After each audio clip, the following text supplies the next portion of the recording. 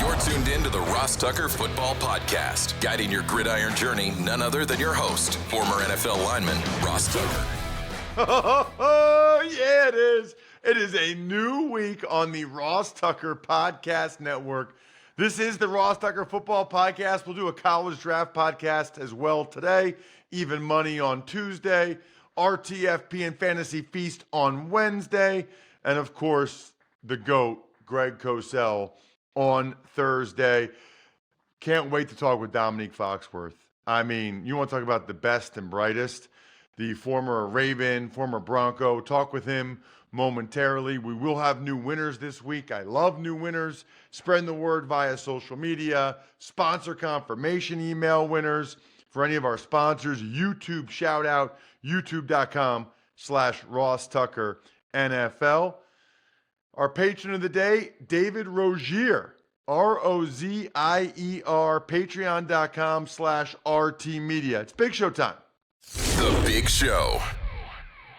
I know I say this a lot, but I have really been looking forward to getting this guy on the show. I don't say this or take this lightly when I say this. Easily one of the smartest football players I've ever met. And I'm not even talking about on the field. I'm talking about off the field stuff. We either met at Wharton or Harvard Business School. It sounds, either way, it sounds great, doesn't it? And I was immediately impressed. And then all he's done since then is impressed me even more. His name's Domonique Foxworth. Had an awesome career as a player. You can check him out at Foxworth24 on Twitter, and then you got a terrific show as well. Man, your show's huge now, Domonique. It's at Foxworth Show, Monday, Wednesday, Friday, 10 a.m. ESPN's YouTube page. I didn't even ask you about it. Tell me about that first. So yeah, it's a show. It's on the YouTube page and it's a podcast, so you can get it there too. But I mean, it's like with anything, you put in the effort and it's gonna get good. And like we started out, we're entering our second year of the show. It's grown really fast, and we first started, we were okay, and now we're great. Like, I mean, I just be honest with you, it's a great show. I wouldn't say it if it wasn't, because I don't want to get people's expectations up, but we do. I think we mix the smart with the fun and the funny, so I'm really proud of it. And it had my name on it, so I wasn't gonna let it be trash. You know what's funny, Domonique? And I'm sure you've got. Maybe I should ask that first. I know you're doing media stuff. Are you doing stuff outside of the media? Yeah, a little bit. So the most recent thing I'm kind of proud of is I wrote an episode of television. It hasn't come out yet, but American Crime Story next season in the fall is coming out. So I got that under my belt. Spent about 6 months in the writer's room, which is pretty cool. Then there's also a couple investments here and there. And then the most important thing is being an awesome husband and father, right? That's what we all are here to do anyway. That Priorities. is awesome. Love hearing that. And I'm not surprised about the writing and the investing, because the one thing I was going to tell you, and this will be funny coming from me as a guy that's in the media, but I guess when I met you, I guess I didn't envision you being in the media. I didn't want to be. I had the opposite perspective. It's like I judge the athletes who went to talk about football afterwards, because it's like you can't do anything else. And so like I kind of backed into this. I was writing after I went and worked at the NBA Players Association. My wife got pregnant with our third child and we wanted to move. So I quit that job and I started writing because I didn't have another job. And then ESPN asked if I wanted to write for them. And I was like, sure. And then we got into contract negotiations and they were like, yeah, we don't pay writers that much, so you better get on TV. So I was like, show me the cameras. And next thing I know, I'm a TV guy, which wasn't a goal, but I'm no longer ashamed of it, which is good. That is so funny. So just real quick, I don't even know if my audience knows this, but I actually grew up wanting to be a broadcaster, wanting to be on TV. My dad is 5'9", $165. I never thought I'd be an NFL player, certainly not an NFL offensive lineman. Yeah. And then when I went to Princeton, I kind of forgot about the broadcasting thing, because nobody talks about that. They just talk about finance. So I accepted a job on Wall Street, but then I got signed by the Redskins. So I'm in the NFL, and I forgot about the broadcasting thing because so many guys say they want to be broadcasters. So I interned for Merrill Lynch. When I played for the Cowboys, I interned for Roger Staubach's commercial real estate company because I just thought I can do other stuff. Like these other guys, like they probably have to talk about football. Like I can do other stuff. And then what it turned out to be my last year, I went to the NFL's broadcasting boot camp because I just thought I'll probably do finance in New York, but I got to do something football related just because I love it so much. So I literally went to the boot camp thinking, Domonique, that I would do like the Princeton games on the radio, like on Saturdays, just so I had some football. And then I realized, well, I kind of love it, and you can kind of do other stuff even while you're doing it.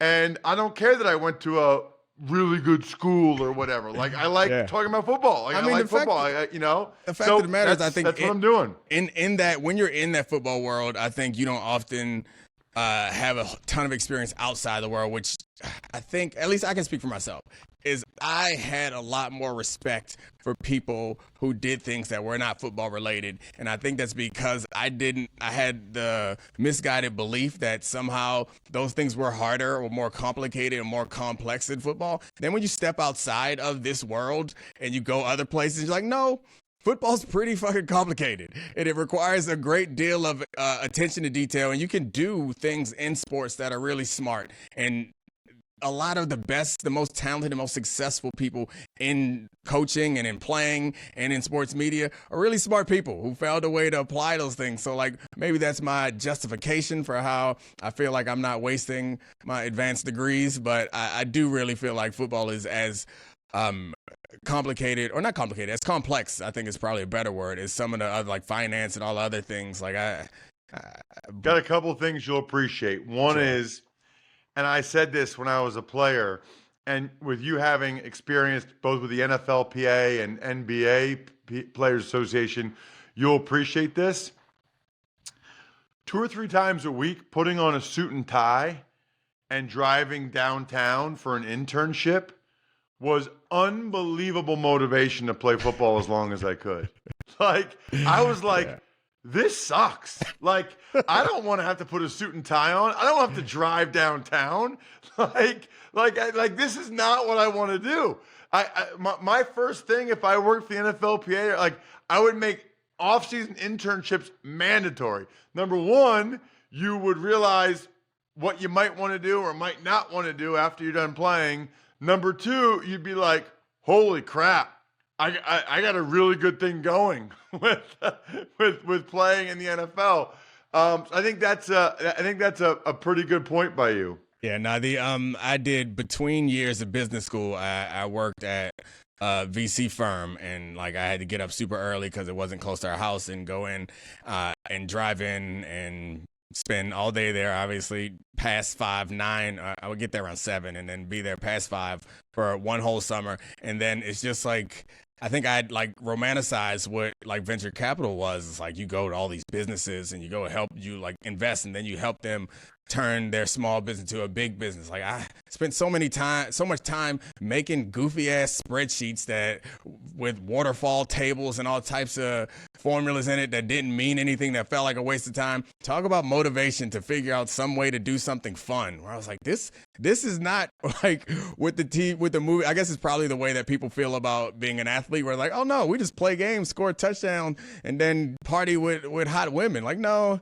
it actually sucks a lot of the times. And I think being outside of other industries, I had the same perception where it's like, oh no, this would be really cool. I won't have to hit anybody. Like I won't be sore the next morning. No, there are a lot of other uncomfortable things about working in any environment, which I'm sure anyone who's listening to this has worked in an environment that has a lot of things about it that are really challenging and annoying. There aren't as many in the jobs that we do now, which is nice. I think that that's very fair. Like my biggest issue is probably that, you know, from the first Eagles preseason game till the Super Bowl, I travel every weekend because I go call a game. And it's like, well, if that's the biggest issue, like that you're traveling, you're getting paid to go to a football game and talk about it when everybody else that's there is paying to be there. Like that's probably a pretty good thing. It's funny. I thought after I met you, it had to be, I want to say 05 or 06 at Harvard Business School is a program the NFL had. I envision you being a GM of a team or else running the NFLPA, which you basically you did as a player, and then you were the Lloyd Howe of the NBAPA, right? Like you were like the head guy. No, I was the chief operating officer. So I was in the running for the job. I think I was incredibly young, and I think that was ultimately what held me back. But the players' executive committee, Chris Paul was the president at the time, they liked me enough that they recommended to Michelle Roberts, who was the executive director, they recommended to her that she hire me. So she hired me. And yeah, it was a great experience. The basketball players union is very different. Basketball players are very different from football players. Like the culture of the league is like a bunch of independent businesses, whereas obviously they understand teamwork and all that stuff, but like they have real, like, I mean, I don't have to explain to you or anybody, you know, like LeBron, what he doesn't have much in common with any other players in the league. And that's true of like all those big stars. It feels like almost in the NFL, there's the players and then there's the owners.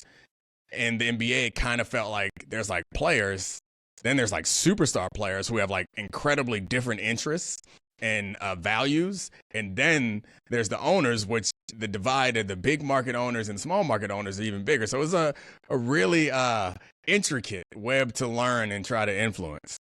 So it's interesting you say that because I was talking with Andrew Brandt last week about the franchise tag, which is like a big topic right now, right? We're in the franchise tag window.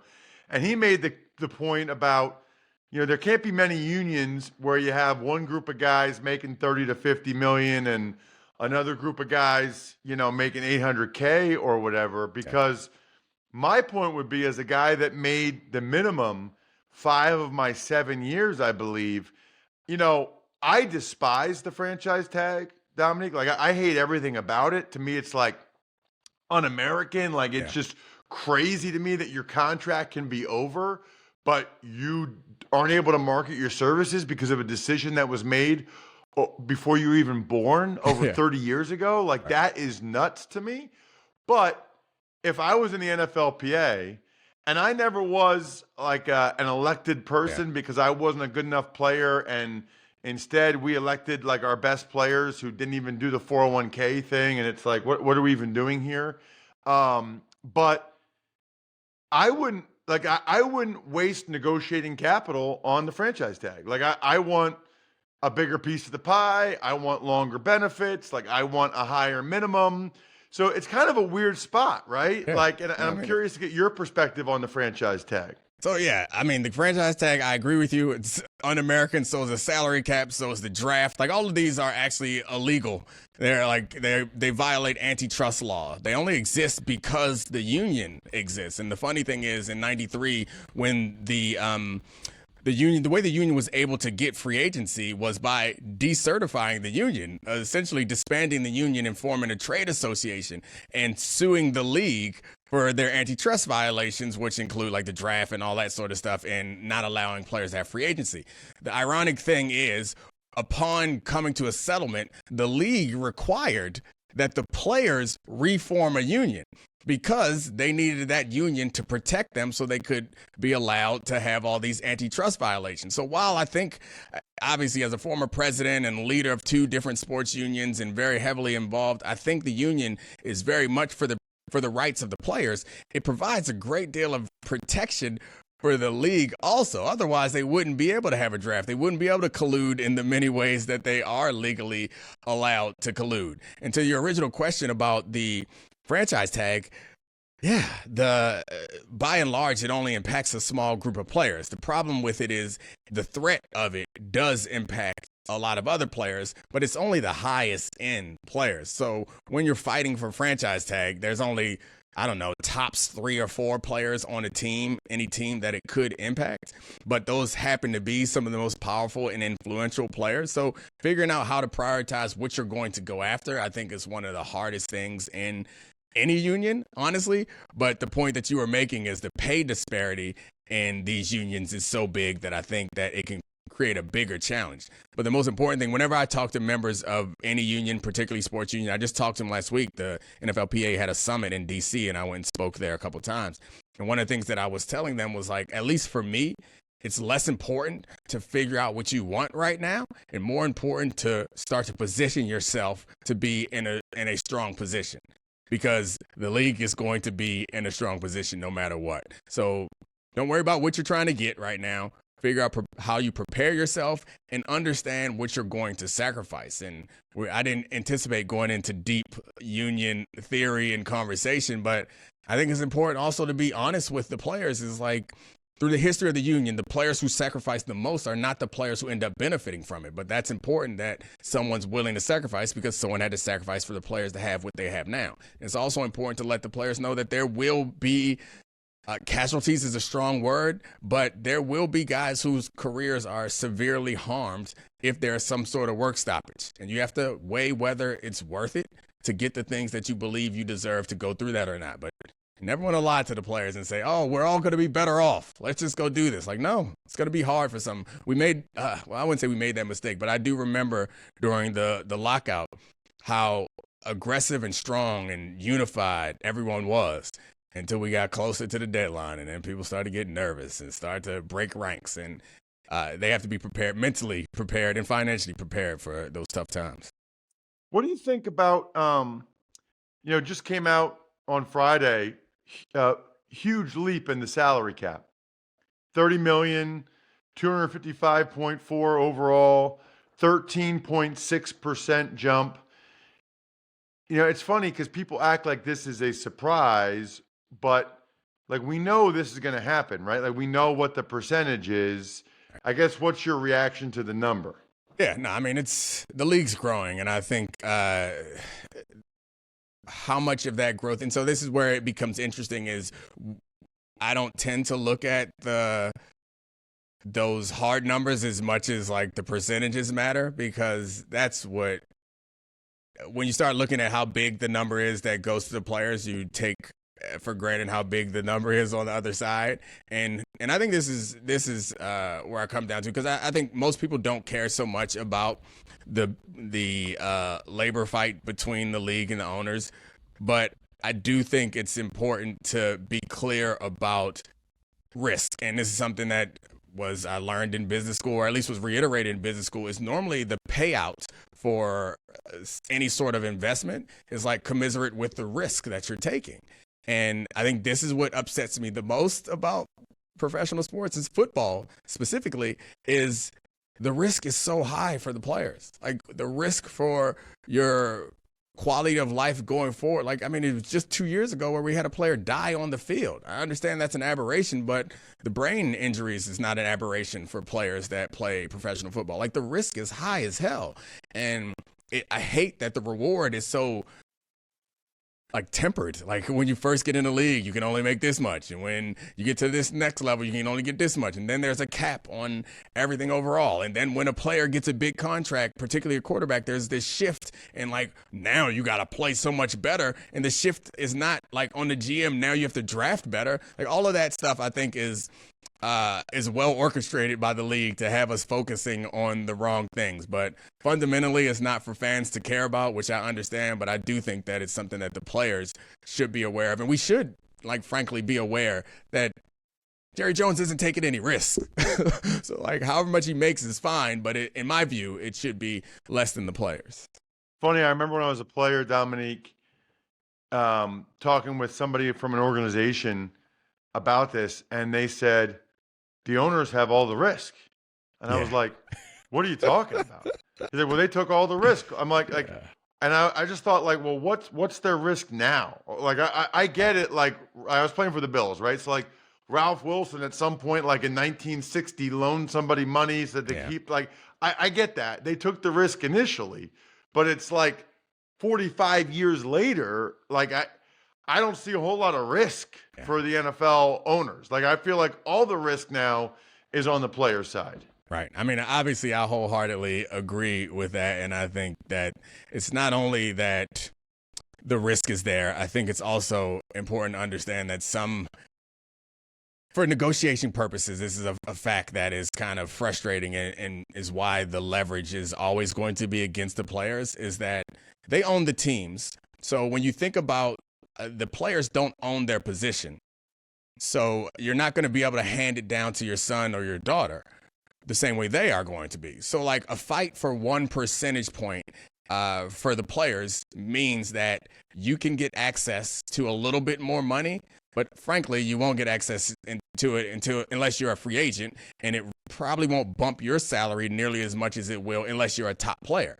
But if you're an owner, that 1 percentage point is worth so much more because it's only 32 teams, and then you're going to hand it on to your kids. So like the point of fighting for my spot for my 3-year career, on average 3.5-year career, fighting for extra dollars for my spot, it's like logically doesn't make as much sense as it does for an owner to fight for that 1% because they're going to own that team for 50 more years and then going to hand it off to someone else. So the motivation isn't fair, along with the power asymmetry that makes it really difficult for players. And that's the truth about CBA negotiations that's really hard, because no matter what, when the CBA is ratified, everyone's going to complain and everyone's going to say the players got their asses kicked, and they don't take into account the parameters in which we are negotiating. You got to check out his show, and you got to check him out on social media at Foxworth Show. It's Monday, Wednesday, Friday, Spotify, Apple. You can watch it 10 a.m. Eastern on ESPN's YouTube page. Man, Dominique, I could talk with you for hours. My show's 25 minutes, so I'm not going to do that. But I really appreciate the time. Great to see you. Great to talk with you. Thank you so much for coming on. No problem, buddy. We'll do it again for sure. Man, Domonique was awesome. I knew it. I took a bunch of notes. That is a smart dude. You know what else is smart? Going to westshorehome.com/Ross to get a free estimate on whatever it is you've been thinking in the back of your head for years now. Is it a new shower? Is it a new bathtub? Is it new windows? Is it like what I just got 2 weeks ago or 3 weeks ago, I guess now? A new door. The door is spectacular. My wife is thrilled. She had been wanting a new door forever. I was kind of like, it's a door. Like, why do we need a new door? Well, evidently we did. She didn't like the old one, was like a faded purple. She didn't like it. Now we got a black one. She's in love. She likes me more. That's good for me. westshorehome.com/Ross. Happy wife, happy life. westshorehome.com/Ross. Tuck's Takes.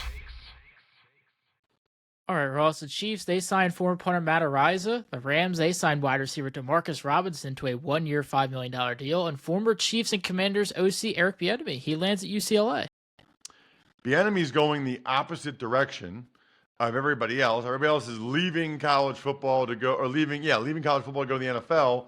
Bieniemy, you can't look at this as anything other than a pretty steep decline for him. I mean, let's be honest. I mean, Chip Kelly left being the head coach at UCLA to be the OC at Ohio State. Meanwhile, Bieniemy leaves being the Chiefs OC and then the Commanders OC to be the UCLA OC. That's rough. DeMarcus Robinson, I'm a little surprised he and Aguilar are signing back with their teams before they even get to free agency, but maybe they already have a feel for what it'll be. And Araiza, he's the one that had those off-field accusations that ended up being untrue. I'm glad he's at least getting an opportunity in the NFL. Seahawks, they restructured Geno Smith's contract to create cap space, and they do the same with Derek Carr. But did they need to, Jack? I mean, Saints, I feel like they need to do any cap restructure Sorry, I they was just can. leading you into the next. I don't care about your opinion. I was just leading you into the next take.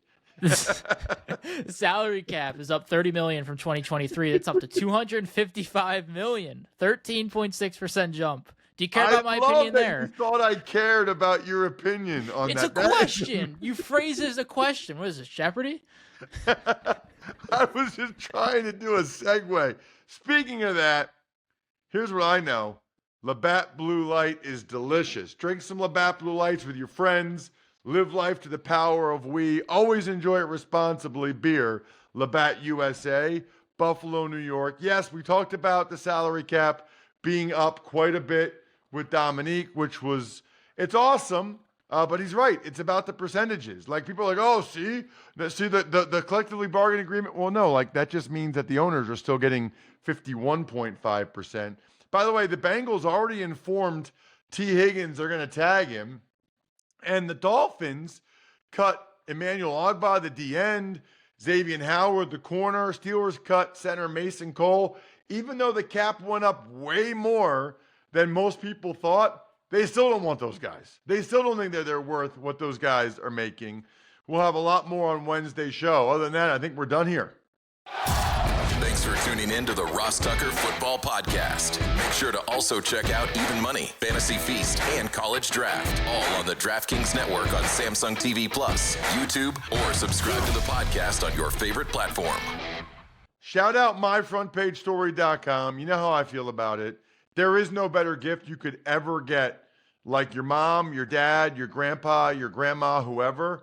I can assure you, you'll be happy you got it for them forever. BackOfficeScheduler.com, SteakhouseSports.com, HumanHeadNYC.com, Sporticulture, Pizza Boy Brewing.